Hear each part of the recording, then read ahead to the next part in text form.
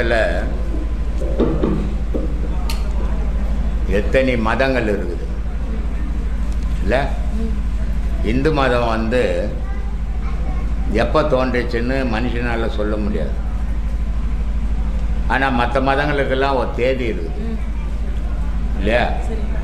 ஆனால் இந்து மதத்தினுடைய கோட்பாடு மூடத்தனம்னு சொல்லுவாங்க. அந்த இந்து மதத்தினுடைய கோட்பாடை தான் இன்றைக்கி எல்லா மதமும் பின்பற்றின்னு இருக்குது இல்லையா? இந்து மதத்தில் ஒரு கடவுள்கிட்ட போனால் இது இப்போ கூட சில பேர் என்ன பண்ணுறாங்க, எங்கிட்ட ஆசீர்வாதம் வாங்கும்போது அப்படியே நீட்டாக சாஷ்டாங்கம்னு பேர் இருக்குது, அப்படி விழறாங்க. அப்படி விழக்கூடாது. புட்டத்தை மேலே தூக்கி தலையை கீழே தாழ்த்தி தான் வழிபடணும். இது வந்து இந்த மதத்தில் இல்லை. இந்து மதத்தில் ரொம்ப அறிவுபூர்வமாக வச்சான். அதை இன்றைக்கி உலக மதங்கள்லாம் பின்பற்றிக்கின்னு இருக்குது. எல்லா மதத்துலேயும் அப்படி தான் கும்பிடுவோம். காரணம் என்ன?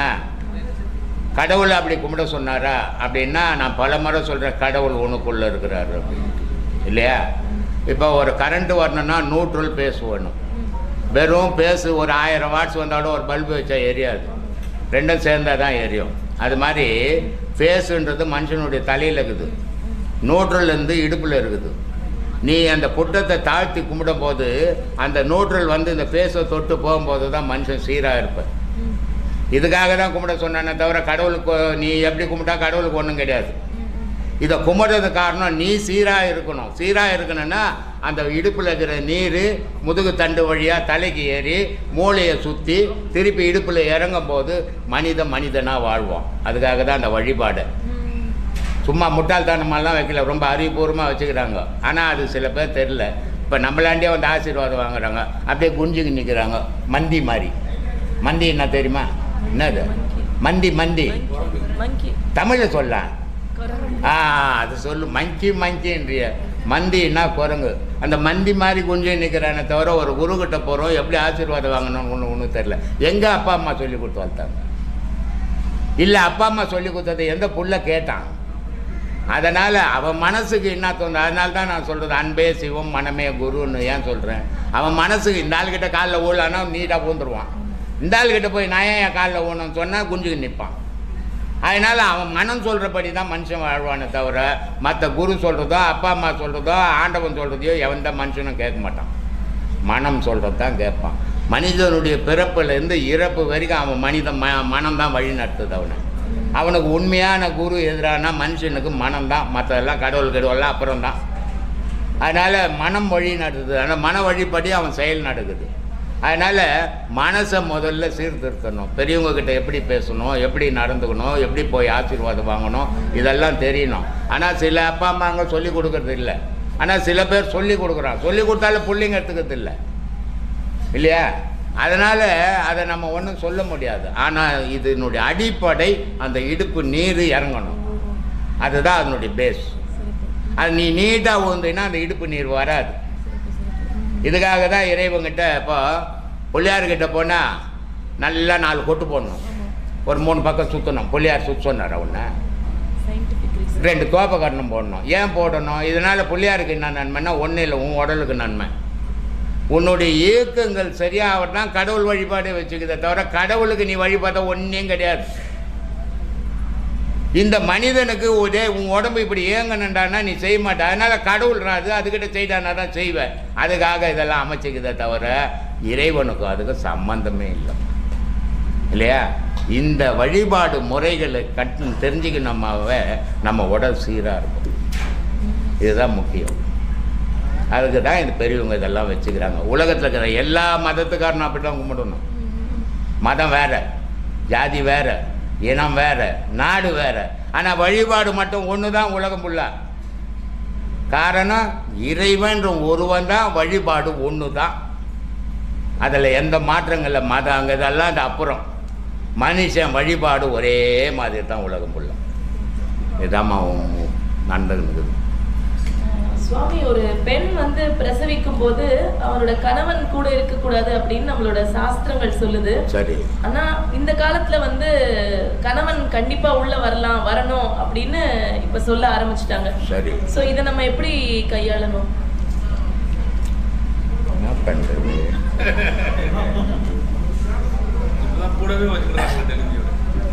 நீங்கள் சொல்கிறீங்க ஒரு மனைவி பிரசவம் ஆகும்போது கணவன் பார்க்கக்கூடாது, அங்கே இருக்கக்கூடாது. முஸ்லீம் இருக்கிறான்னு பொண்ணு பார்க்கும்போது, இப்போ நம்ம மதத்துலலாம் பொண்ணு பார்க்கணுன்னா புள்ள போய் பார்த்து இது நல்லா இருக்குது, இதை கட்டிக்கிறேன், இல்லை இது நல்லா இல்லை எனக்கு வானான்னு சொல்லிட்டு வந்துடுவோம் இல்லையா? இதெல்லாம் இந்து மதத்தில். முஸ்லீம் மதத்தில் பொண்ணை பார்க்கக்கூடாது, மாப்பிள்ளை கல்யாணம் பண்ணிக்கு போகிறோம் பார்க்கக்கூடாது. அப்பா அம்மா எதை சொன்னாங்களோ அதை காட்டணும். அது கூட அப்பா அம்மா கல்யாணம் தண்ணி கூட அவன் பொண்ணை பார்க்க முடியாது, ஏன்னா மூஞ்சில் பூ விட்டுடுவாங்க. அப்போ அதை என்னான்னு சொல்கிறது? அது எவ்வளோ கொடுமை. இவன் கட்டிக்கு போகிற பொண்ணையை பார்க்காத, ஒரு நொண்டியை புஷ்ணு வந்து வச்சுட்டா என்ன பண்ணுறது, ஒரு ஊமையை புஷ்ணு வந்து வச்சுட்டா என்ன பண்ணுறது? அதெல்லாம் பிரச்சனை இல்லை. அப்பா சொன்னால் அம்மா சொன்னால் கட்டுறான்னா கட்டணும். இது அவங்களுடைய கோட்பாடு. இந்த குழந்தை பிறக்கும்போது ஏன் அந்த கனவை அங்கே இருக்க கூடாது அப்படின்னா, சில கணவனுங்க இவ குழந்தை பிறக்கும்போது போயிட்டா பரவாயில்லன்னு நினைக்கிற கணவனுங்க உண்டு. ஆமாப்பா, ஆமாம், இவகிட்ட மல்லு கட்ட முடியாது, இந்த சாக்கிலையாவது ஓய்ஞ்சிட்டா பரவாயில்லன்னு நினைக்கிற கணவன் சிலர் உண்டு. அதே சில கணவன்கள் தான் மனைவி மேலே உயிரியை வச்சுங்கிற கணவனும் உண்டு. அந்த குழந்தை பிறக்கிற அந்த துடிப்பு வந்து இவனால் தாங்க முடியாது. இந்த தாங்க முடியாதால நீ அங்கே போக வேணா. நானே எந்த சாவு வீட்டுக்கும் போக மாட்டேன். ஏன்னா சாவுன்றது எனக்கு சகஜம், ஆனால் அங்கே அழுகுறாங்க தெரியுமா, அது நம்ம மனசுக்கு எடுத்துரும். அதனால் நான் அங்கே போக மாட்டேன். அதனால் இந்த கணவன்மார்கள் மனைவி அந்த துன்பப்படுறத கணவன் பார்க்க வேணாம் அப்படின்றதுக்காக அங்கே போகக்கூடாது. குழந்தை பிறந்த உடனே நீ தூக்கி வச்சு தலைமையில் வச்சுன்னு தெரி அப்படின்னு சொல்கிறாங்கம்மா.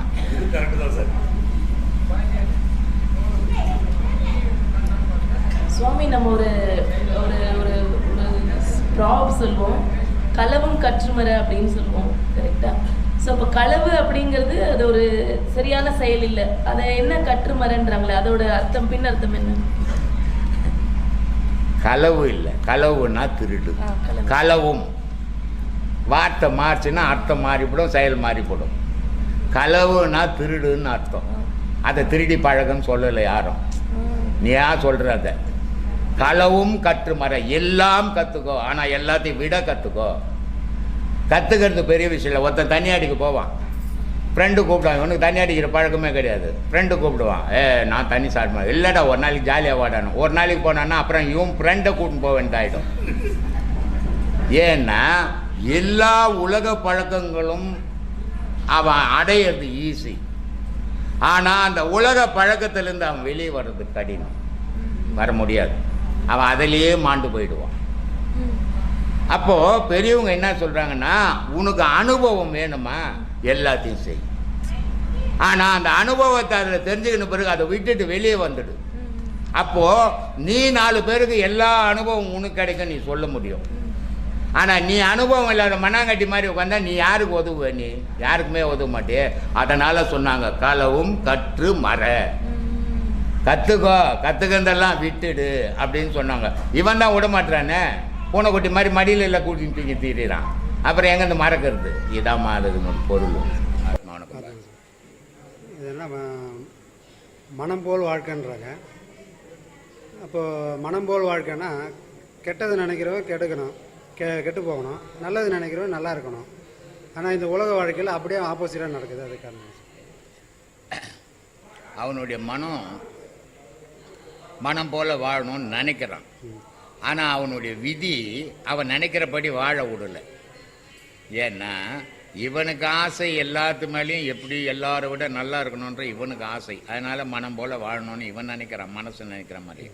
ஆன்மா ஒரு முடிவு வந்து அதுதான் விதி, அதனுடைய படி தான் நீ வாழ முடியும். அதனால் இந்த உலகத்துக்கு ஆப்போசிட்டாக தெரியுது உனக்கு. அதனால் அதனுடைய விதிப்படி தான் வாழ்க்கை மனுஷனுக்கு. இல்லைன்னா ஏழை பணக்காரன்றதே ஒருத்தர் இருக்க மாட்டான், முட்டாள் அறிவாளின்றதே ஒருத்தர் இருக்க மாட்டான். அதனால் விதி முடிவு பண்ணுறது தான் மனிதனுடைய வாழ்வை தவிர இவன் முடிவு பண்ணுறதில்லை. ஆனால் இவனுக்கு மதின்னு ஒன்று இருக்குது, அதை வச்சு முன்னேற முயற்சிகள் பண்ணணும். ஆனால் முடிவு விதி முடிவு பண்ணும். சொல்லு. இன்னொரு கேள்வி என்னென்னா, திருமூலர் சொல்கிறாரு, 2 பானை இருக்குதுப்பா. ஒரு பானை வந்து சுட்ட பானை, ஒரு பானை சுடாத பானை இருக்கு. சரி. இந்த சுடாத பானைன்றது தண்ணி திரும்ப பட்டதுன்னா திரும்ப அது மண்ணாக போயிடும். சரி. இந்த சுட்ட பானைன்றது எவ்வளோ தண்ணி பட்டாலும் அது வந்து திரும்ப மண்ணாக ஆகாது. ஆகாது. அப்போது இந்த சுட்ட பானைன்றது அவர் எதை சொல்ல வர்றாரு? சுடாத பானைன்றது அஞ்ஞானி, சுட்ட பானைன்றது ஞானி. ஏன்னா சுட்ட பானை இன்னொரு வாட்டி குழவங்கிட்ட போகாது, சுட்ட பானை இன்னொரு வாட்டி இந்த பூமியில் பிறக்காது. சுடாத பானை இந்த பூமியிலே தான் இருக்கும், திருப்பி திருப்பி குழவங்கிட்ட போவோம். அதனால் எல்லாரும் சுட்ட பானியாக செய்துங்கன்னு தான் எல்லாருக்கும் சொல்லின்னுக்கிறேன். ஆனால் யாரும் சுடுறதா இல்லை. ஐயோ சுட்டுட்டா நம்மளுக்கு வேஸ்ட்டாக போயிட்டான், மண்ணாக இருந்தால் தானே இங்கேயே உருவாகும்னு இருக்கிறாங்க. அதனால் சுட்ட பானைன்றது ஞானம், சுடாத பானைன்றது அஞ்ஞானம். கடவுள் வந்து ஒருத்தர் தான்றாங்க, எல்லா ஞானிகளும் அதான் சொல்லிட்டு வராங்க. சரி. என்னென்ன இப்போ அருணகிரிநாதர் வாழ்க்கையிலே சம்பந்தருக்கும் இவருக்கும் போட்டி வரும்போது முருகரை காட்சிப்படுத்தாமல் இருக்கிறதுக்காக பார்வதியாவே அவர் பாடல் பாடி மழைக்கிற மாதிரி ஆயிடுது. ஆமாம். அப்போ பார்வதி தெய்வம் ஒருத்தர் இருக்காங்க, முருகர் ஒருத்தர் இருக்காங்கும் போது அப்போ பல தெய்வம் இருக்காங்களா, இல்லை ஒரு தெய்வம் தானா? அவர் வந்து காளி உபாசகர், சம்பந்தாண்டா மந்திரவாதி. அவர் காளி உபாசனைப்படுத்துறதால இவருடைய வார்த்தையினுடைய சக்தி அந்த முருகனை தடுக்குது. ஆனால் இது என்ன பண்ணிட்டோம், காளி உபாசகராகிறதால காளி வந்து அந்த குழந்தைய விடலை, முருகன்ற குழந்தைய விடலை, மறைச்சிச்சு. அப்படின்னும் போது இவர் அதையும் மீறி இவர் காளி மேலேயே பாட்டு பாடுறாரு. அருணகிரி காளி மேலேயே பாட்டு பாடும்போது அந்த வார்த்தை சம்பந்தாண்டவனுடைய வார்த்தை அடிபட்டு போச்சு. அடிபட்டு போனதால முருகப்பெருமான் வந்து அந்த மயில் காட்சி கொடுக்குது. காட்சி கொடுத்ததால இவர் ஜெயிச்சதாயே அவர் தோத்ததாயே எல்லாரும் அசிங்கப்பட்டு போயிட்டார் அவர். அதனால் மனசு, அதனால தான் நான் சொல்கிறது, உன் மனசு காளி அப்படின்னு நினச்சதுன்னா கடவுள் காளியாக காட்சி கொடுக்கும். உன் மனசு முருகன் அப்படின்னு நினச்சதுன்னா முருகனா காட்சி கொடுக்கும். உன் மனம் எதுவாக நினைக்குதோ அது அதுவாக கடவுள் காட்சி தரும். இதனால தான் ரொம்ப அழகாக பாம்பன் சாமி சொன்னார், கடவுள்ன்றது ஒன்று தான்பா, ஆனால் அவங்கவுங்க வச்சுக்கின பேர் அவங்கவுங்க மனசுக்கு பிடிச்ச மாதிரி வச்சுக்கினாங்க. அப்படின்றதுக்கு தான் அண்டமாய் அபினியாகி அரியன பொருளுமாகி தொண்டர்கள் குருவுமாகி துகிலாறு தெய்வமாகி என் திசை போற்றின்ற என்னருள் ஈசனான திருந்திரல் சரவணத்தான் தினமும் என் சிரசை காக்கினார். எல்லா கடவுளும் விஷ்ணுன்னா ஒன்று தான், சக்தின்னா ஒன்று தான், சிவம்னா ஒன்று தான், ஆனால் நான் வந்து முருகன்னு வச்சுன்னுக்கிறேன் அப்படின்ட்டார். அதனால் கடவுள்ன்றது ஒரு பொருள், மனம்ன்றது வேறுபட்டது. மனம் எவனுடைய மனம் எதை எதை விரும்புதோ கடவுள் அதுக்கேற்ற மாதிரி காட்சியை கொடுக்குது. மனிதனுடைய வாழ்க்கையில் உண்மையை புரிஞ்சுக்கிறது ரொம்ப கஷ்டம். ஏன்னா இவன் பொய்யான வாழ்க்கையை நம்பியே வாழறவன். இப்போ கடவுள் அடையாளம் கிடையாது, அதனால் அவன் கடவுள் மேலே பற்று இல்லை. தான் உயிருக்கு அடையாளம் கிடையாது, அதனால் அந்த உயிர் மேலேயும் பற்றும் இல்லை. ஆனால் ஒரு பெண்ணினுடைய உருவம் அடையாளம் உள்ளது, தன்னுடைய உருவம் அடையாளம் உள்ளது. அப்போது இந்த அடையாளம் உள்ள பொருள்கள் மேலேயே மனம் தாவுதை தவிர அடையாளமற்ற உண்மை பொருள் மேலே அடையாளம் மனம் தாவ மாட்டேன். அப்போது அடையாளம் இல்லாத பொருள் அழியா பொருள், அடையாளம் இருக்கிற பொருள் அழியிற பொருள். ஆனால் இவனுக்கு அழியிற பொருள் மட்டும்தான் தெரியுது, அழியிற பொருள் மேலே தான் மனம் தாவுதை தவிர அழியா பொருள் மேலே மனம் தாவலை. அதனால் ஒவ்வொரு சாப்பாட்லேயும் பேர் எழுதிக்குதுன்னா இது வந்து ஒரு கற்பனை பேச்சு. அது எந்த சாப்பாட்லேயும் எவன் பேரும் எழுதலை, அவனுக்கு கிடைக்கிறது கிடைக்குமே தவிர எவன் பேரும் எழுதி வச்சு ஒரு பார்சல் அனுப்பலை. இப்போ ஒரு பிச்சைக்காரன் பத்துங்கிறான், அவனுக்கு சோறு கிடைக்கலன்னு சொன்னாக்கா அவன் பேர் எழுதலைன்னு அர்த்தமா? இதெல்லாம் வந்து மனுஷனை வந்து ஒரு கட்டுக்குள்ளே எடுத்துன்னு வரத்துக்கு வச்ச பேச்சுக்களை தவிர எந்த சாப்பாட்லேயும் எவன் பேரும் யார் எழுதுறது? இப்போ ஒரு விவசாயன் நெல் வயல் பண்ணுறான், அவன் எண்ண முடியாத கோடி நெல் விளையுது, அந்த எண்ண முடியாத கோடியில் எவன் பேரை போய் யார் எழுதுறது? அதை இது வந்து அறியாமையில் சொல்கிற விஷயங்கள் இதெல்லாம். எவன் பேரையும் எதுலையும் எழுதலை, ஆனால் உன் விதிப்படி உனக்கு எது கிடைக்கணுமோ அது கிடைக்கும். இதை ரொம்ப அழகாக பட்டினத்தார் சொல்கிறாரு. அவர் பெரிய மன்னனை விட பணக்காரர், அவர் நினச்சா எதை ஒன்றாலும் செய்ய முடியும். ஆனால் ஞானம் பிறந்த உடனே எல்லாத்தையும் தூக்கி போட்டுட்டு கோமணம் கட்டின்னு தெருவுக்கு வந்துட்டார். தெருவுக்கு வந்த உடனே சிதம்பரம் போய் சிதம்பர சாமி கிட்ட உபதேசம் வாங்குறாரு. அவர் அவங்க அம்மா சொல்லி அனுப்புகிறாங்க. உபதேசம் வாங்கின உடனே அங்கே என்ன பண்ணுறாங்க, ஒரு திருவோடு கொடுத்து அனுப்புகிறாங்க. இனிமேல் வந்து நீ பெரிய ராஜா, தங்கத்தட்டில் கூட சாப்பிட்டு இருப்ப, ஆனால் எப்போ உபதேசம் வாங்கினே இனிமேல் நீ திருவோட்டில் தான் சாப்பிட்ணும், வெறும் கோமணம் தான் கட்டின்னு இருக்கணும். அப்படின்னு சொல்லி அனுப்புகிறாங்க. அதனால் அந்த முதல் பிச்சை வந்து அந்த சாப்பாடு அந்த திருவோட்டில் அம்மா கையில் வாங்கணும்னு வீட்டு வாசப்பில் வந்து அம்மா பிச்சைன்னு கேட்குறாரு. அப்போ அம்மா பிச்சை போட வரும்போது பார்க்குறாங்க, முன்ன கூட நீ ஞானி ஆகலையாடா, அவ்வளோ பெரிய மகான்கிட்ட போய் உபதேசம் வாங்கி கூட நீ ஞானி ஆகலையே அப்படின்றாங்க. அவ்வளோ பெரிய மகானே அவங்க அம்மா சொல்கிறாங்க. ஆனால் இப்போ இருக்கிற அம்மாங்களாம் செய்யோ அந்த ஆள் சொல்லுவான் நீ வீட்டில் இரு அப்படின்றாங்க. அப்படிப்பட்ட மகான் என்ன பண்ணுறது, அந்த ஓடு வச்சு ஏமா மகான் ஆகலைன்னு சொல்கிறேன்றது. மகானுக்கு உனக்கு எதுக்குடா ஓடு அப்படின்னு கேட்குறாங்க. அப்போ நான் போட்டுட்டம்மான்றாரு. அப்போ நான் சொன்னதால் தான் நீ போடுற, நீ ஏன் போடணுன்னு உனக்கு மனம் வரல, நான் சொன்னதால் போட்டேன்னா நான் போன பிறகு அதை தேடி எடுத்துப்பேன் அப்படின்ட்டு. அதனால் சொல்கிறாங்க, நீ ஏன் போடாத, போனாலும் தேடாத அப்படின்றாங்க. அதனால் அந்த ஓடு தாரம் வந்து போச்சு இவர்கிட்டேருந்து. அதனால் அவர் அந்த ஓட்டையும் தேடாத என்ன பண்ணுறாருன்னா ஒவ்வொரு வீட்டாண்டையும் போய் கை தட்டுவார். கை தட்டினா இவர் தான் வந்துக்கிறாருன்னு சாப்பாடு போடுவாங்க. அதை கையில் வாங்கி சாப்பிட்டுன்னு போயிடுவார் அவர். ஒரு நாள் ஒரு வீட்டாண்ட போய் கை தட்டுறாரு. 2 பொம்பளை பசங்க அந்த வீட்டுல தண்ணி எடுத்துன்னு போதுங்க. எதிர் வீட்டில் இருக்கிற 2 வாலிபமான பசங்க என்ன பண்ணுறாரு, இவங்க ஒரு பொம்பளை பசங்களை பார்த்து தான் கை தட்டினாருன்னு இவர் 2 பேராக சேர்ந்து அடிச்சிடுறானுங்க. அந்த மன வருத்தத்தில் அவர் சொல்கிறாரு பட்டினத்தார், இடம் தேடி இறக்க மாட்டேன், இனிமேல் நான் ஊட போய் பிச்சை எடுக்க மாட்டேன். இடம் தேடி இறக்க மாட்டேன், இருக்கும் இடம் தேடி உருக்கமுடன் கொண்டு வந்தால் உண்பேன், இல்லையேல் உடல் இளைத்தாலும் உறங்கிடுவேனே அப்படின்றார். நான் போய் இனிமேல் ஊட பிச்சை கேட்க மாட்டேன், நான் இருக்கிறேன்னு மனம் உகந்து எத்தனை வந்து கொடுத்தா நான் சாப்பிட்றேன், இல்லைன்னா உடம்பே அழிஞ்சாலும் பரவாயில்ல நான் தூங்கிடுறேன் அப்படின்றார். அப்போது ஊடா கேட்கும்போது அவர் பேர் எழுதியிருந்தா, அவர் ஊடுகளை இப்போ கேட்க மாட்டேன்னும் போது அவர் பேர் இப்போ அடிச்சிட்டாங்களா? இதெல்லாம் வந்து ஒரு கற்பனையான விஷயங்கள். இதெல்லாம் வந்து நம்ம நிஜம்னு எடுத்துக்கூடாது. அந்த காலத்தில் மனுஷனுக்கு உழைக்கிறதுக்காக நீ உழைச்சின்னா உன் பேர் எழுதிக்குதுன்னு கட்டுப்பாட்டுக்காக சொன்னது அது. ஆனால் அது நிஜம் கிடையாது.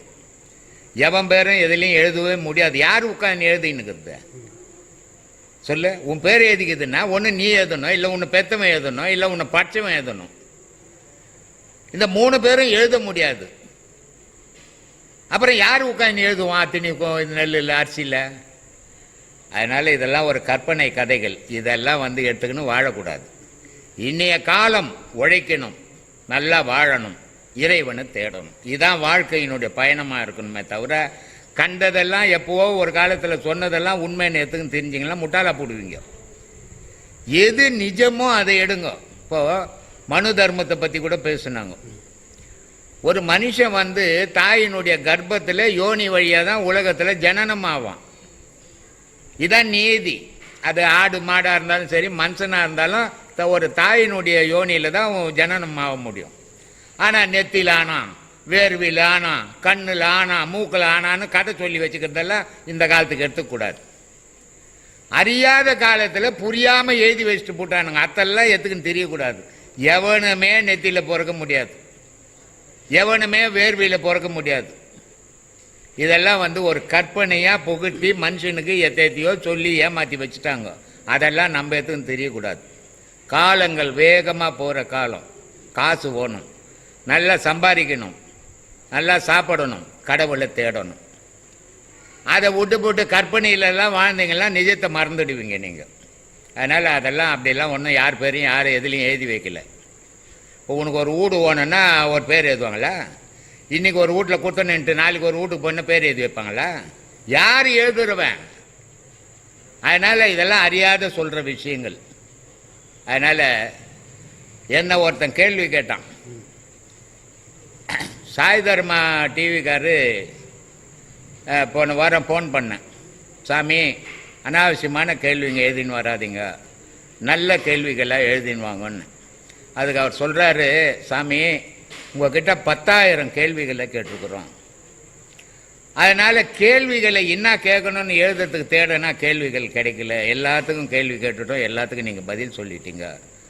அதனால் என்ன கேள்வி எழுதுறதுன்னே தெரியாத மூச்சுன்னுக்குறோம் நாங்கள் அப்படின்னாரு. ஆனால் ஒரு டிவிக்கார் மட்டும் 10,000 கேள்வி கேட்டுக்கிறாங்க. ஆனால் 10,000 கேள்விக்கு பதில் சொல்லியிருக்கிறேன். இது இல்லாமல் மற்ற டிவிக்காரங்க, மற்ற ஆசிரமத்துக்கு வர சீடருங்க கேள்வி கேட்டுக்கிறதுக்கெல்லாம் பதில் சொல்லிக்கிறேன். ஆனால் ஒரே ஒரு பையன் கேட்ட கேள்விக்கு எனக்கு இன்னும் விடை கிடைக்கல, பதில் கிடைக்கல. கடவுள் கடவுள்ன்றீங்களே, கடவுளை படைச்சது யாருன்னு கேட்குறான். என்ன பதில் சொல்கிறது அதுக்கு? யாராவது பதில் தெரிஞ்சிருந்தா கொஞ்சம் சொல்லுங்க. எல்லாரும் மனிதர்கள் கடவுளை கும்பிட்டுன்னுக்குறோம். கடவுள் தான் நம்மளை படித்தாருன்றோம். கடவுளை படித்தது யாருன்னு கேட்குறான். என்ன பதில் சொல்கிறது? இன்னும் அதுக்கு விடை கிடைக்கல எனக்கு. அந்த மாதிரி சில விஷயங்கள் புரியாத புதிராக இருக்கும். சில விஷயங்கள் முட்டாள்தனமாக எழுதி வச்சுருப்பாங்க ஆதியில். அவனுக்கே தெரியாது. அது எதையோ ஒன்று எழுதிட்டு போவான். அந்த எழுதுந்து எடுத்துக்கணும். இன்றைக்கும் உண்மைன்னு தெரியக்கூடாது. இன்றைக்கி எது தேவையோ அதை எடுத்துன்னு வாழுங்க. உங்கள் வாழ்க்கைக்கு நல்லா இருக்கும். கண்டதை எடுத்துக்கினீங்கன்னா குழப்பம் வந்துடும். உனக்கு ஒரு இன்பத்தை கொடுக்குறதான்றது. அதனால் செல்வத்தில் செல்வம் செடி செல்வம் பண்ணாது. அது எங்கே கேட்குதுறானா, மூக்கில் கேட்குமா? குழந்தை அழுவுறது காதில் எது கண்ணில் தெரியுமா? காதால் தான் கேட்குது. ஒரு இசைக்கிறாங்க, அது எதால் கேட்குற? காதால் கேட்குறேன். இப்போ இவ்வளோ பேர்கிட்ட நான் பேசிக்கிறேன், எதால் கேட்குறாங்க? காதால் கேட்குறேன். இது செடி செல்வம். அழியா செல்வம் ஏதாச்சும் இருக்குங்களா ஐயா? அழியா செல்வம் ஆண்டவன். உலகத்தில் அழியாத செல்வம் கடவுள். மற்ற செல்வங்கள்லாம் அழியத்தான் செய்யும். பக்தியில தூய பக்தின்னு இருக்கு, யோகத்துல தூய யோகம் அப்படி. யோகத்துல தூய யோகம் இருந்தாலும் மனசு அழிக்கணும். பக்தியில தூய பக்தி இருந்தாலும் மனசு அழிக்கணும். இப்போ ஞானசம்பந்தர் இருந்தார், அப்பர் இருந்தார், பல மகான்கள் 63 நாயன்மார்கள் இருந்தாங்க. எல்லாருமே பக்தியில தான் இருந்தாங்க. ஆனால் பக்தியில் இருந்தாலும் அவங்களுக்கு மனசு கிடையாது. என் வீடு, என் சொத்து, என் சுகம் அப்படின்னு மனசு கிடையாது. மனசு இல்லாதால அந்த தூய பக்தி அது. ஆனால் மனம் வச்சுக்கின்னு நான் தான் சாமி கும்பிடுவேன், எனக்கு தான் முதல் மரியாதைன்னு போனால் அது தூய பக்தி கிடையாது, போலி பக்தி அது. அதனால் போலி பக்தி பண்ணக்கூடாது, தூய பக்தி பண்ணணும்னு பெரியவங்க சொல்லியிருக்கிறாங்க. அறிவு படிப்பதற்கா வாழ்வதற்கா? உலகத்துக்கே அறிவு தான் முக்கியம். அறிவு இல்லைன்னா அதுக்கு பேர் பிண்டம். அது இருந்தும் ஒன்று தான், இல்லைன்னாலும் ஒன்று தான். அறிவுன்றது எதுக்காக பயன்படுத்தணும் அப்படின்னா, இப்போ நீ பெரிய பணக்காரனாக இருக்க, ஒரு குறிப்பிட்ட காலத்தில் உன்னை விட்டு அந்த செல்வங்கள்லாம் போயிடும், பணமெல்லாம் போயிடும். நிறைய சொந்தக்காரங்க இருப்பாங்க. உங்கள்கிட்ட பணம் இல்லைன்னா எல்லா சொந்தங்களும் விலகிடும். ஆனால் நீ கற்ற கல்வி உன்னை விட்டு மறையுமா? அப்போ கல்வி செல்வம் இருக்குது, அது நீ கட்டையில் போகிற வரைக்கும் கூட வரக்கூடியது. அழியா செல்வம் கல்வி செல்வம். அதனால் அப்படிப்பட்ட செல்வத்தை எல்லாரும் பெறணும். நான் தான் எனக்கு அந்த கொடுப்பனை இல்லை, உங்கள்கிட்ட மாட்டிக்கிட்டு ரோல் பட்டுங்கிறேன். படிப்பறிவு ஆன்மீகத்துக்கு உதவுமா? படிப்புக்கும் ஆன்மீகத்துக்கு உதவாதுமா, மனசுக்கும் ஆன்மீகத்துக்கு தான் உதவும். யோகம் செய்தால் நமது கர்ம வினை குறையும் சொல்றாங்க. ஆமா, அது எப்போது நம்ம உணர்வோங்க ஐயா? யோகம் செய்தாதான் நம்ம இங்கேருந்து யோகம் கற்றுக்கணும். வீட்டுக்கு போனோன்னா கணவர் தான் கண்ணில் தெரிறாரு, அடுப்பாறை தான் கண்ணில் தெரியுது, நமக்கு எல்லாம் கொட்டி தான் தெரியுது. அப்புறம் எங்கே யோகம் செய்யுது? யோகம் செய்தால் கர்ம வினை கழியும். யோகத்தால் மட்டும்தான். இப்போ இந்த யாகம் நாட்டுவாங்க ஐயருங்க, கல் அடிக்கி அதில் நெருப்பு போட்டு அதில் சொல்லுவாங்க, உன் பாவம் கழியணும், உன் கம்மலை போடு, உன் மூகத்தை போடு, உன் பந்தை போடு, உன் துணியை போடணும். காரணம் என்ன அப்படின்னா, நெருப்பால் மட்டும்தான் பாவத்தை அழிக்க முடியும். நீராலேயோ காற்றாலேயோ அழியாது. நீரில் ஒரு பொருளை போட்டினா அது வேறு இடத்துல எடுத்துமே விட்டுடும். காற்றில் ஒரு பொருளை போட்டினா அது பறந்து எடுத்து வேறு இடத்துல விட்டுடும். ஆனால் நெருப்பில் போட்டினா இல்லாமல் போயிடும். நெருப்பில் போட்டினா இல்லாமல் போயிடும். அப்போது அது வெளியே கொளுத்துறது ஒரு அடையாளம் தான். அது யாகம். அதே நெருப்பை உள்ளே கொளுத்தும் போது அதுக்கு பேர் யோகம். அந்த யோக நெருப்பை கொளுத்துனா தான் உன் உடலில் நீ செய்த கர்ம வினைகள் பாவங்கள் அத்தனையும் அந்த யோக நெருப்பில் அழிஞ்சிடும். நீ சுத்தமான பொருள் ஆயிடுவ அப்படின்றது. அதனால தான் சொன்னார் அகஸ்தியர், விந்து நிலை தனையறிந்து விந்தை கண்டால் விதமான நாதமது குருவாய் போகும், அந்தமுள்ள நாதமது குருவாய் போனால் ஆதி அந்தமான ஜோதி நீ அவை. இந்த நாதத்தோடு நீ போகும்போது எல்லாம் அழிஞ்சிடும். நீ உலகத்தில் எப்படி உற்பத்தி ஆனியோ அப்படி ஆயிடு, கடவுளோட கலந்துடுவேன்னு. மனம் ஆணுக்கும் பெண்ணுக்கும் வேறுபடுமா? ஆண் மனம் பெண் மனம் ஏதாச்சும் இருக்குங்களா ஐயா? இருக்குதுமா, இருக்குங்களா? பெண்ணுக்கு மனம் சந்திரன் மாதிரி, ஆணுக்கு மனம் சூரியன் மாதிரி. ரெண்டு மனம்தான். பெண்ணுடைய மனம் இலகிய மனம். எந்த நேரத்தில் சின்ன சின்ன விஷயத்துக்கெல்லாம் வீட்டுக்காரர் அடிச்சு கூட இருக்க மாட்டார். திட்டினா உடனே 2 நாளைக்கு அழுவாங்க, சோறு கூட ஆக்காது. ஆனால் அதே நேரத்தில் மனைவி திட்டா அவள் அப்படி தான் திட்டின்னு கிடப்பா, போடான்ட்டு போயின்னு இருப்போம். அப்போது சூரிய மனம் படைத்தது ஆண், சந்திர மனம் படைத்தது பெண். இலகிய மனம் சந்திரன், மொத்தத்தனமாக வந்து சூரியன். அதனால் ஆணுக்கு இருக்கிற மனம் சூரிய மனம், பெண்ணுக்கு இருக்கிறது சந்திர மனம். மனிதனில் கடவுள் தங்கும் இடம் எதுங்கய்யா? சகசிராமமா, சகசிராமம். தலை உச்சி இருக்குது, மூளைக்கு மேலே பிரணவ மேடுன்னு ஒன்று இருக்குது. அந்த மேட்டில் தான் இறைவன் தங்கி இருக்கார். இதெல்லாமா கேள்வி கேட்ட எல்லாமே நான் சொல்லின்னு இருப்பேன். இதெல்லாம் சொன்னதை கேட்டு போட்டு எல்லா சாமியாரும் பேச ஆரம்பிச்சிட்டாங்க. இப்போ நிறைய வீடியோ பார்க்க நான் பேசுறதே பேசிக்கிறாங்க. மாயை என்பது என்னங்கய்யா? அதுல இருந்து நம்ம எப்படி விடுபடுறது? பிசாசுன்றது என்னதுன்னு தெரியுமா உனக்கு? தெரியாது. அனுபவிச்சுக்கிறியா? அது எப்படி வருது எப்படி போகுதுன்னே தெரியாது. ஆனால் நம்மளை அடிச்சு போட்டுடும். அது மாதிரி மாயைன்றது ஒரு உருவமற்றதான செயல் இருக்குது அதுக்கிட்ட. அது எப்படி நம்மளை வந்து சூழ்ந்ததுன்னே தெரியாது, நம்மளை கெடுத்துட்டு போயிடும். அதனால மாயையில் சிக்கிக்கு கொடுக்கூடாது. இப்போ ஆசீர்வாதம் சொன்னீங்க, சாமி முன்னாடி வந்து ஆசீர்வாதம் வாங்குங்க அப்படின்றாங்க. பெரியவங்க காலில் விழுந்து ஆசீர்வாதம் வாங்குன்னு சொல்றாங்க. ஒரு குரு கிட்ட விழுந்து ஆசீர்வாதம். நான் பெரியவங்க காலில் விழுந்து ஆசீர்வாதம் வாங்கன்னு சொல்ல மாட்டேன். அப்பா அம்மா காலில், பெரியவங்க அப்பா அம்மா, குரு கிட்ட பெரியவங்க. உங்க வீட்டு பக்கத்துல 60 வயசு தாத்தா யாருமே இல்லையா? நீ போற வழியில யாரும் பெரியவங்க இல்லை, எல்லாம் உன்னோட அவங்கள விட நீ தான் பெருசு பண்ண. ஊரெல்லாம் பெரியவங்க இருக்கிறாங்க. ஆனா ஊர்லங்கிறவங்க காலில் விழாத, உன்னை பெற்றவங்க காலில் விழாது, உனக்கு புண்ணியத்தை கொடுக்கும். அதே நேரத்தில் கோவிலுக்கு போய் தெய்வத்தினுடைய காலில் விழுவும், மனசு புண்ணியத்தை தேடும் அப்படின்னு சொன்னேன். அது மூணுத்துல எது சிறந்ததுங்க ஐயா? சிறந்தது தாய் தப்பா காலில் விழுறது சிறந்ததுமா. மற்ற கோயிலில் போய் விழுறதை விட தாய் தப்பா காலில் விழுறது தான் சிறந்த ஆசீர்வாதம். என்னது இது? சாயந்தரம் வரைக்கும் நீ ஒன்றே கேட்கணும் பாரு, மற்றவங்களுக்கு இடம் விட மாட்டேங்குது. சரி வச்சுக்க, நாளைக்கு கேளு. ஏன்னா மற்றவங்க யாருமே கேட்க முடியாம போயிடும். சொல்லு. ஆன்மீக பாதைக்கு வர்றது என்னோட விதியா இல்ல முயற்சியா? விதி. முயற்சி ஆன்மீக பாதைக்கு வந்த, ஆனா அதுல வெற்றி அடையிறது விதி. இப்ப இங்க எல்லாரும் வந்து உபதேசம் வாங்குறான். எத்தனை பேர் சாதிச்சான்? சேலத்திலிருந்து ஒரு பையன் போன் பண்றான்னு, சாமி நான் உபதேசம் வாங்கிட்டு வந்தேன், வீட்டுக்குள்ள போனேன், பொண்டாட்டி கட்டடத்துல நிற்கிறார் சார். ஏன்பா அப்படின்னு. ஒன்று ரூமை போய் மூடினீன்னா என்ன எங்கள் அம்மா வீட்டில் விடுங்க, இல்லை ரூமை மூடாத அப்படின்ற சாமி. நான் என்ன செய்யறேன்னு எனக்கு தெரியல சார். கடவுளை விட்டுடு, பொண்டாட்டியை பிடிச்சிக்கோங்க. ஏன்னா கடவுள் மனிதனுக்கு எப்பவுமே தொல்லை கொடுக்க மாட்டான். பொண்டாட்டி சுல்லாணி மாதிரி வச்சுடுவான். அதனால பொண்டாட்டியை பிடிச்சிக்கப்பா, தொல்லை இல்லாத இருக்கும்னு. ஒரு செயல், ஒரு நல்ல செயல் செய்ய ஆர்வத்தை தூண்டுவது மனமா சித்தியா புத்தியா? மனம், புத்தி, சித்தம், அகங்காரம் எல்லாமே 4 சேர்ந்ததான் செயலுக்கு வரும். நம்ம தெரியாம செய்யற பாவம் யோகத்தின் மூலமா கழியுமா இல்ல தர்மம் செய்வதால் கழியுமா? தெரியாம செய்தது பாவமே கிடையாது. தெரியாம பாவத்தை செய்யவே முடியாது.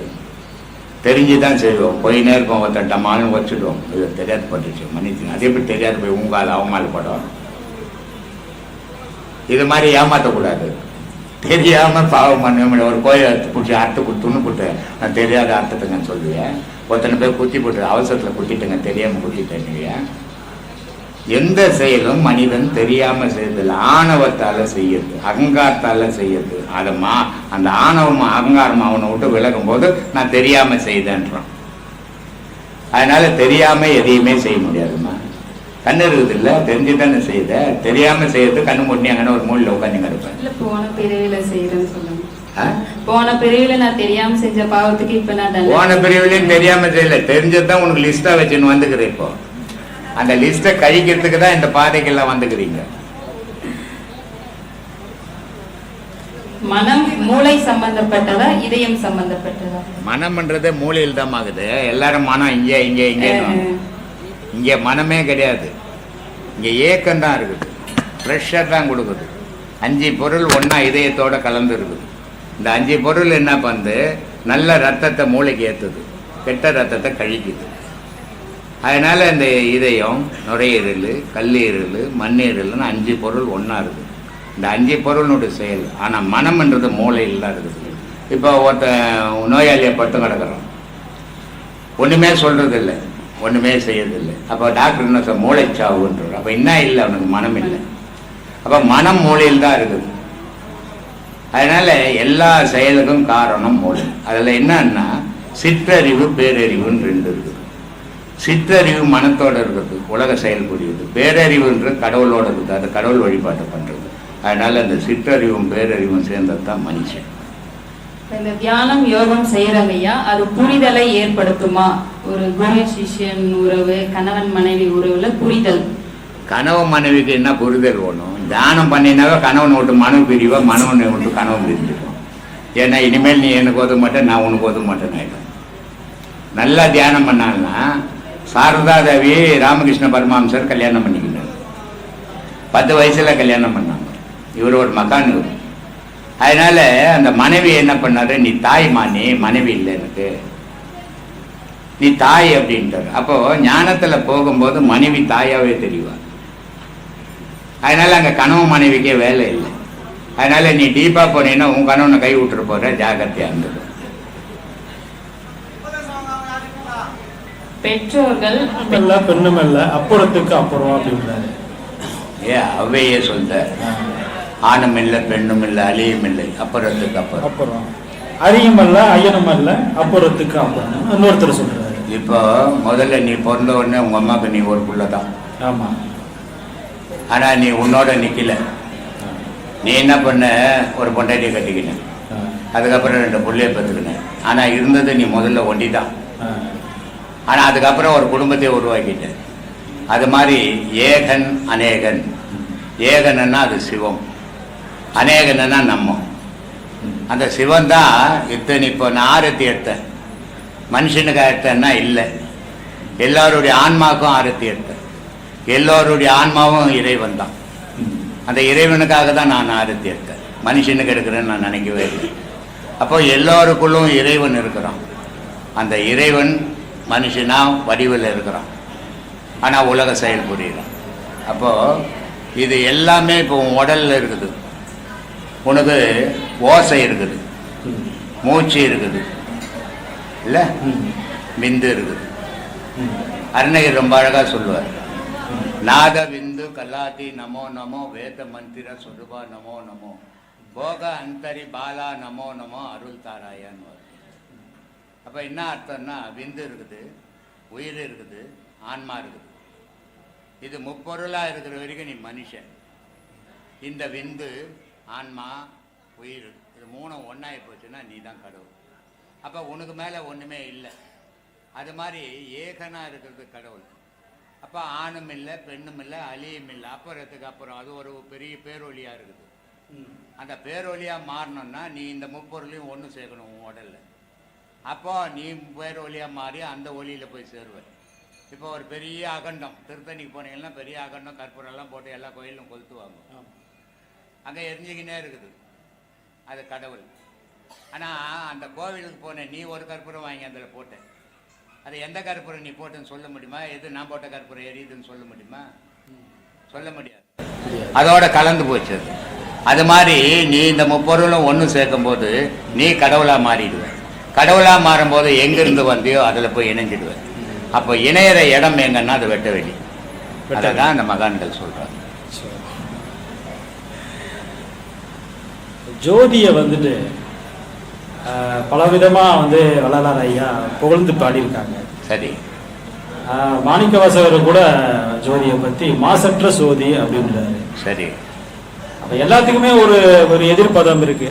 ஒரு நல்லதுன்னா பின்னால ஒரு நல்லது இல்லாதது சரி அப்படின்னு இருக்கு. அப்ப அவர் மாசற்ற சோதின்னு சொல்றாரு. அதுக்கு எதிர்ப்பதமா இருக்கிறத சோதி எது?